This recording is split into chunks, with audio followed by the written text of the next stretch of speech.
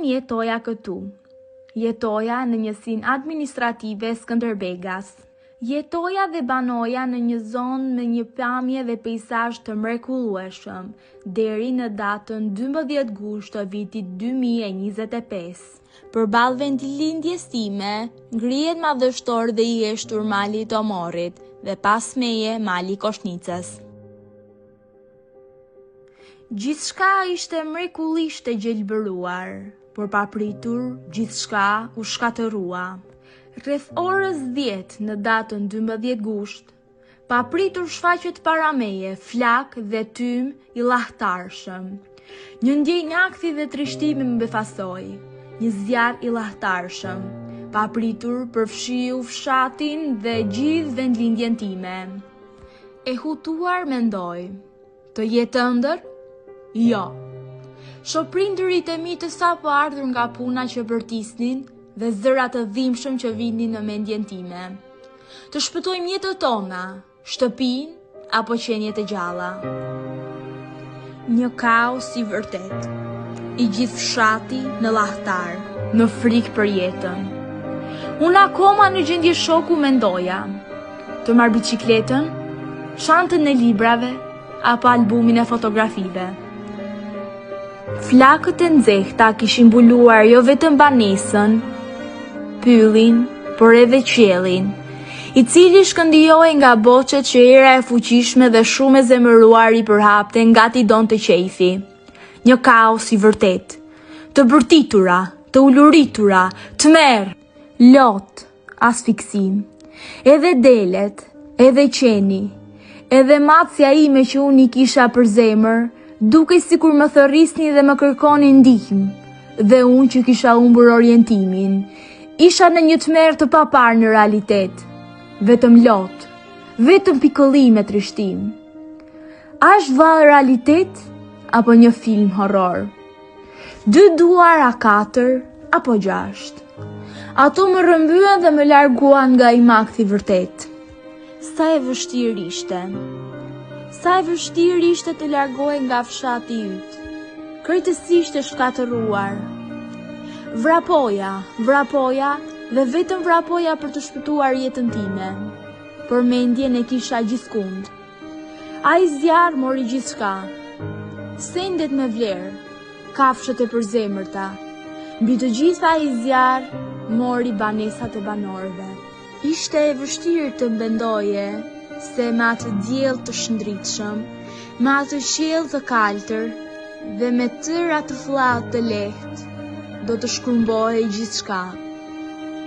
Nuk e kisha përfituar kurrë, të gjitha ajo bimësi e gjallë, gjitha ato lule shumë ngjyrshe të shkrumbroheshin brenda pak orësh.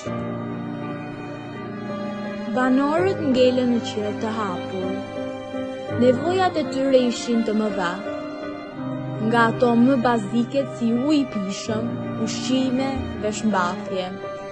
Siç na tregon një banore, i ka zbathur, vetëm me rrobat e trupit. Një fatkeqësi e tillë nuk ka ndodhur kurrë. Ka pasur valltra zjarri në pyje për në fshat?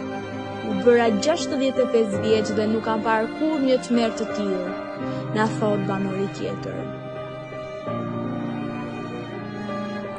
Edhe tani, pas 5-6 muajsh, banorët ndihen të traumatizuar.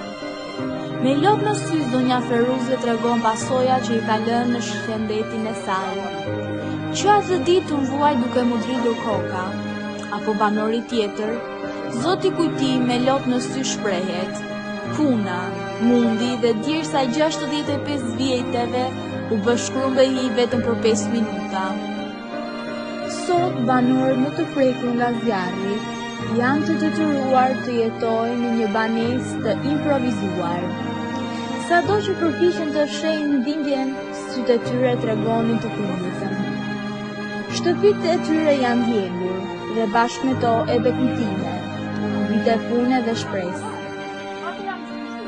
Një pyetje i mistershme i mundon banorët. Kush e vuri zjarrin? Cila që ajo dorë që na shkatëroi jetët tona? Dhe me të drejtë ne replikojmë me banorë dhe me natyrën. A dini se çfarë dëni i kemi shkaktuar vetes tuaj dhe natyrës? A e meriton pylli dhe çdo gjë tjetër e djegur këtë dënim? A e dini që bashkë me djegjen e pishave ju keni shkatruar edhe faunën? E vetnia pasturi e patunshme që ne kishim ju e shkatruat? A rikuperohet më jeta jon? A mendoni se sa kohë duhet pylli të jetësohet? Fjalët e një banori më godasin. Shtëpia bëhet prap, por jeta jon, një dy si ynë, a rikthehet prap? Pse jeta jon duhet të jetë në mëshirën e fatit? Gjithçka ishte djegur, gjithçka ishte shkatëruar, por dëshira për të rindërtuar jetën ishte ajo që i shtynte ata të ecnin përpara. Pas zjarrit shkatërues në zonën tonë, gjithçka duke je heshtur, e djegur dhe pa frymë. Për sot, me strungjeve të nxira, shfaqet një lule e bardhë, si një premtim i ri, si një zë i butë që thotë se jeta nuk dorëzohet. Ajo lule na jep forcë të besojmë se natyra po rilind dhe se me kujdesin tonë, ajo do të buzëqeshë sërish. Të gjithë ne menduam se natyra nuk do të na falte, por ajo vazhdon të lulëzoj.